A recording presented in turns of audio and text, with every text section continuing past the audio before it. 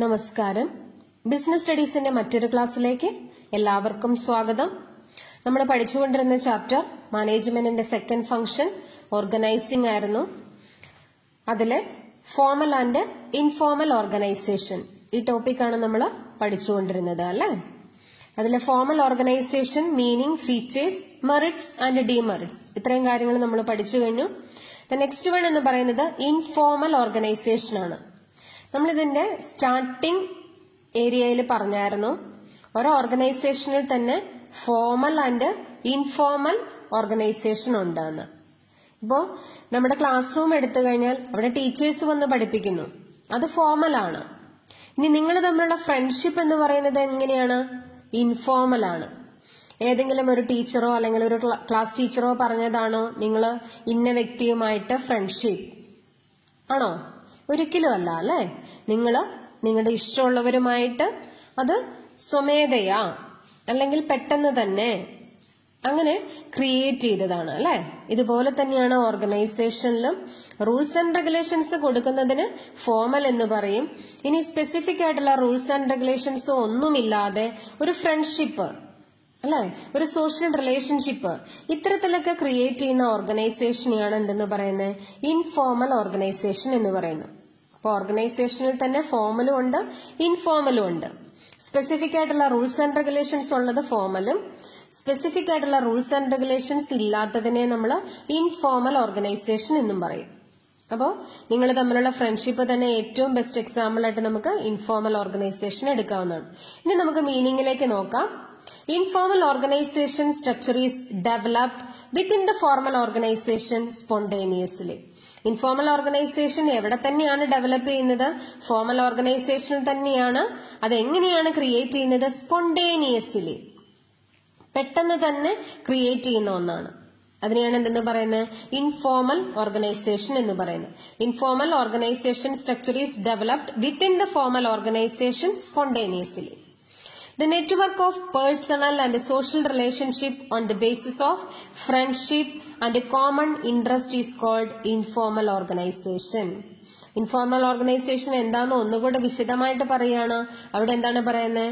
വ്യക്തികൾ തമ്മിലുള്ള പേഴ്സണൽ റിലേഷൻഷിപ്പോ അല്ലെങ്കിൽ സോഷ്യൽ റിലേഷൻഷിപ്പിന്റെയോ ബേസിസിൽ ഫ്രണ്ട്ഷിപ്പ് ക്രിയേറ്റ് ചെയ്യുക.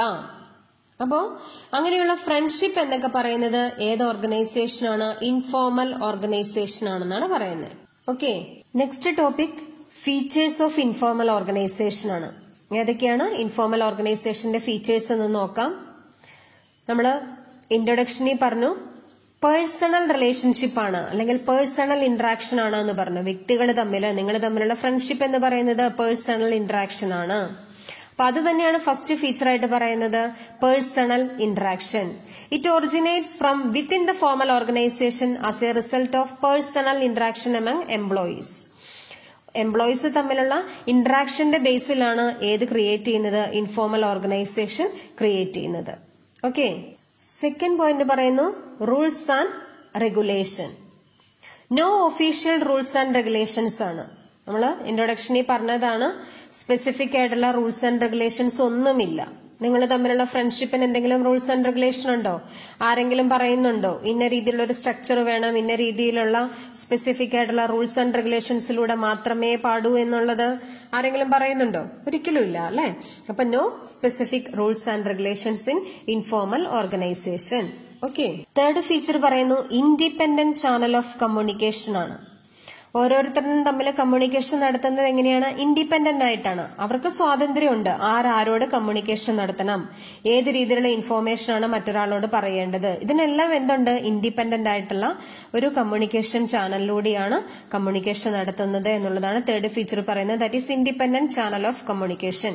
Independent channel of communication without specified direction. ആരുടെയും ഡയറക്ഷനോ കാര്യങ്ങളോ ഒന്നുമില്ല, ഇൻഡിപെൻഡന്റ് ആയിട്ട് കമ്മ്യൂണിക്കേഷൻ നടത്തുന്നു. ഓക്കെ, നെക്സ്റ്റ് പോയിന്റ് പറയുന്ന എമർജിങ് സ്പോണ്ടേനിയസ്ലി. എന്താണ് സ്പോണ്ടേനിയസ്ലി എന്ന് പറഞ്ഞാൽ? വോളണ്ടർലി, സ്വമേധയാ അല്ലെ. നിങ്ങൾ തമ്മിലുള്ള ഫ്രണ്ട്ഷിപ്പ് എന്ന് പറയുന്നത് വീട്ടുകാരോ ടീച്ചേഴ്സോ ആരെങ്കിലും പറഞ്ഞ് ക്രിയേറ്റ് ചെയ്തതാണോ?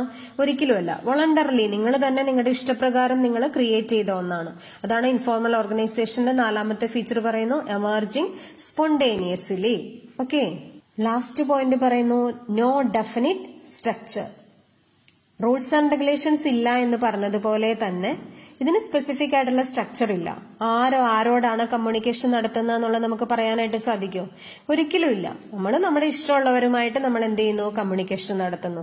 അതുകൊണ്ട് കറക്റ്റ് ആയിട്ടുള്ള ഒരു സ്ട്രക്ചർ, ഇപ്പൊ ഒരു ഇൻഫോർമേഷൻ ഒരാളിൽ നിന്ന് മറ്റൊരാളിലേക്ക് പാസ് ചെയ്ത് കഴിഞ്ഞാൽ അത് എവിടെ നിന്നാണ് എന്നുള്ളത് നമുക്ക് കണ്ടെത്താനായിട്ട് സാധിക്കില്ല, സ്പെസിഫിക് ആയിട്ടുള്ളൊരു സ്ട്രക്ചർ ഇല്ലാത്തത് കൊണ്ട് തന്നെ. അപ്പൊ ഇൻഫോർമൽ ഓർഗനൈസേഷന്റെ ലാസ്റ്റ് ഫീച്ചർ പറയുന്നതാണ് നോ ഡെഫിനിറ്റ് സ്ട്രക്ചർ. സ്പെസിഫിക് ആയിട്ടുള്ള സ്ട്രക്ചർ ഇല്ല. An informal organisation has no definite structure. Okay, അപ്പൊ നമ്മള് 5 ഫീച്ചേഴ്സ് ആണ് ഇൻഫോർമൽ ഓർഗനൈസേഷന് പറഞ്ഞത്. ഏതൊക്കെയാണ് ഫീച്ചേഴ്സ് എന്ന് നോക്കാം. First point personal interaction. Second point rules and regulations. എങ്ങനെയായിരുന്നു? No specific rules and regulations. Third point independent channel of communication.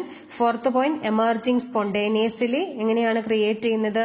Spontaneously, voluntarily ആണ് ക്രിയേറ്റ് ചെയ്യുന്നത്. Last point no definite structure.